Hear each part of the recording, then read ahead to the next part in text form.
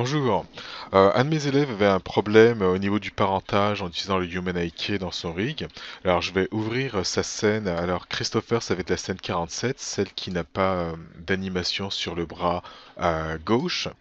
Alors je l'ouvre et donc voilà ce qu'il veut faire, c'est-à-dire faire en sorte que la main gauche du personnage, c'est-à-dire celle-là, suive la masse. Alors, la façon dont on va procéder, alors je vais faire un petit peu de ménage dans sa scène et je vais pouvoir passer à travers les étapes pour pouvoir faire cela. Donc, première chose, je vais ouvrir le outliner. Bon, déjà on va faire un petit peu de ménage dans ce outliner. PH, ici, ça c'est créé par le script ZV parent. Donc ça c'est pour le cylindre, celui-là on le laisse. Alors le cylindre en fait ça va être pour ça exactement, c'est-à-dire la masse.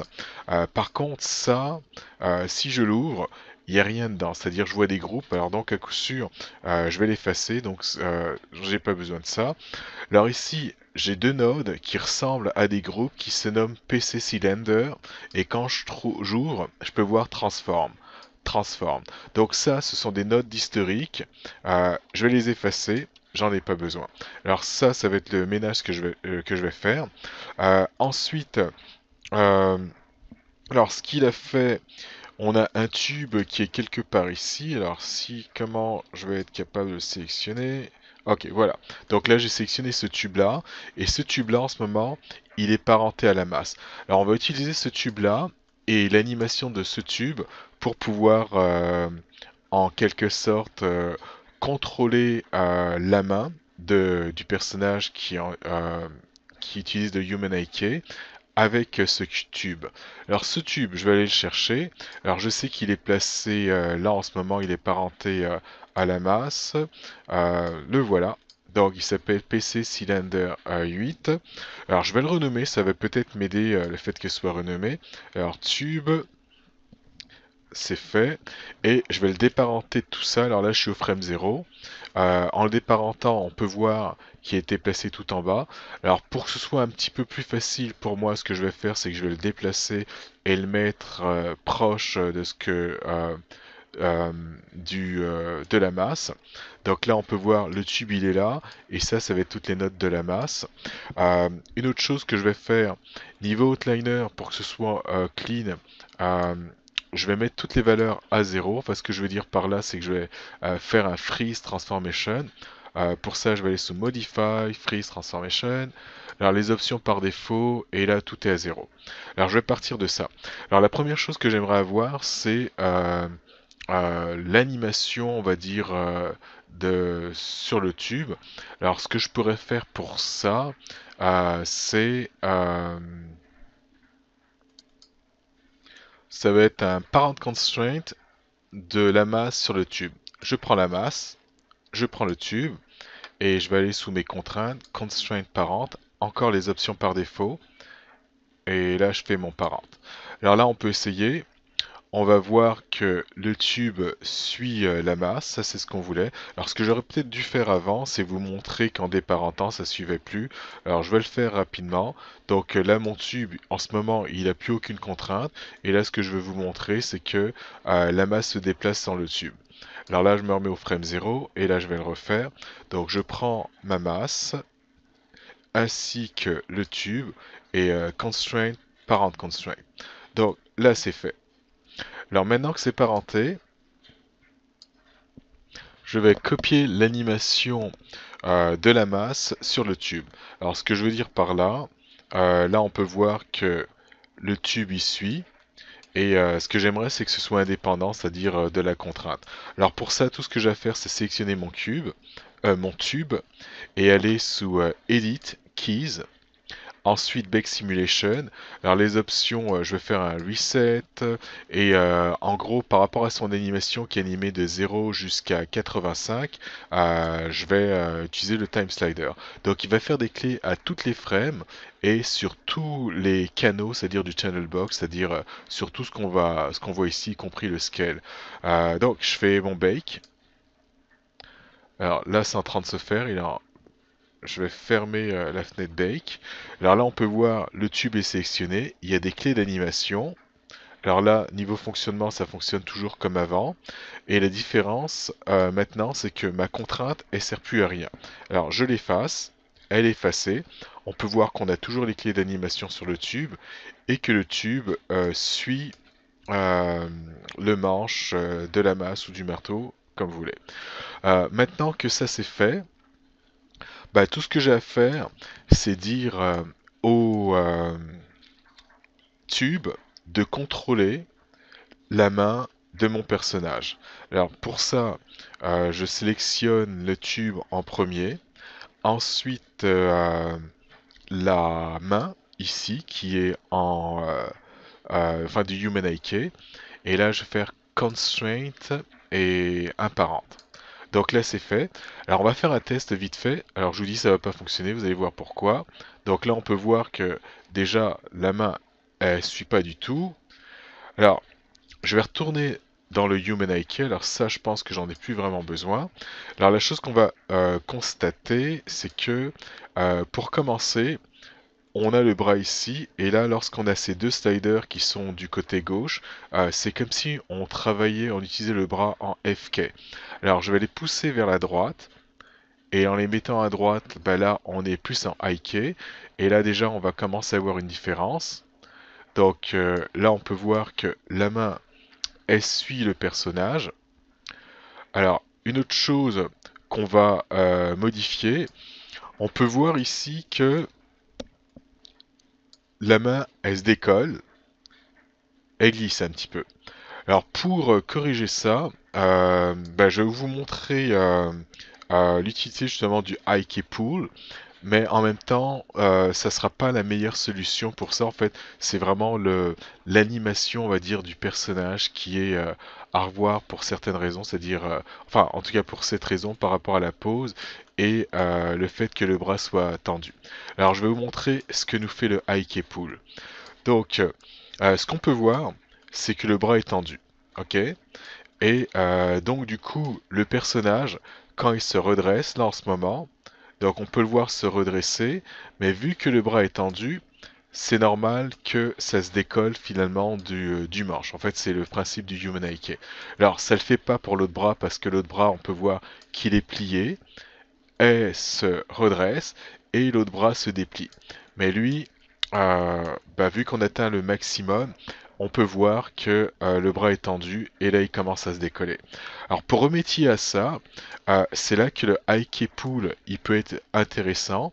Lorsque je glisse le slider, on va dire vers la droite, on peut voir que la main se replace. Et qu'est-ce qu'il fait exactement? C'est que il va bouger, on va dire, bah, le squelette, on va dire, du personnage, enfin en Human IK, de façon à ce que qui puisse avoir la position, on va dire, du corps. Donc, hike et pull, bah, en gros, on tire finalement le corps de façon à ce que qu'il puisse rejoindre, bah, que le hike soit dans sa position. Alors voilà ce que fait le hike pull. Et là, on peut voir que maintenant, ça va.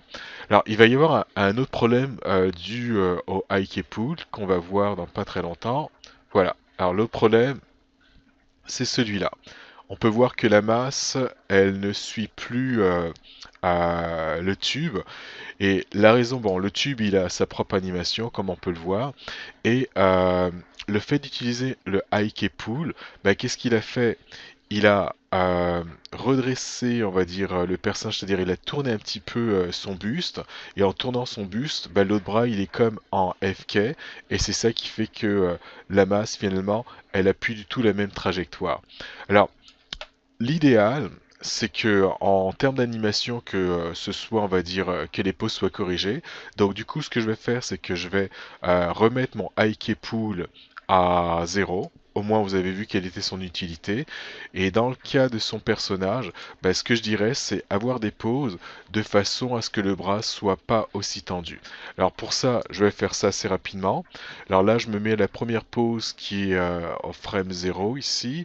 Le bras est pas mal tendu. Alors ce que je vais faire, je vais tout simplement baisser, on va dire, euh, son corps.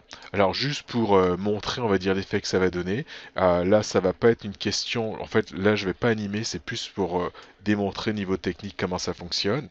Donc Je descends ça un petit peu. Et là, on peut voir que le bras est plié. Donc, 7 keys.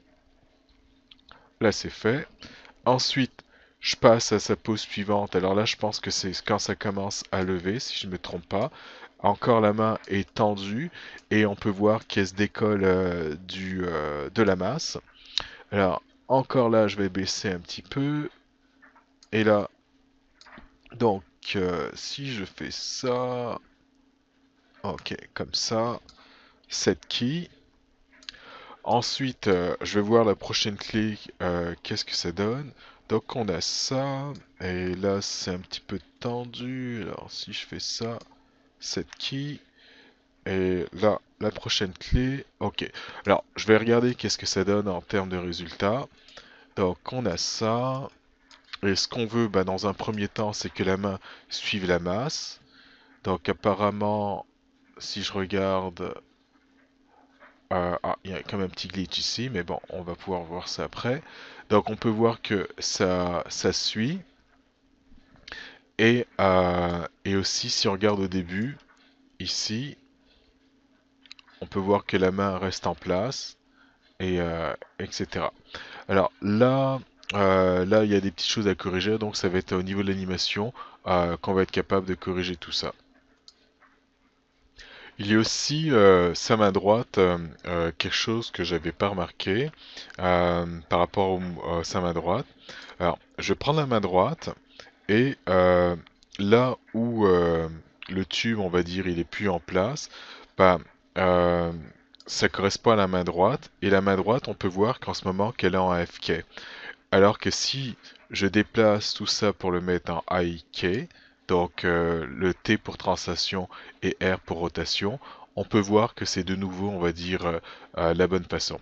Alors ce que je vais faire, ça va être simple, je vais carrément enlever les animations qui ont été mises là, donc break connection, là c'est fait. Maintenant, tout est en IK, comme on peut le voir, et là encore j'essaye.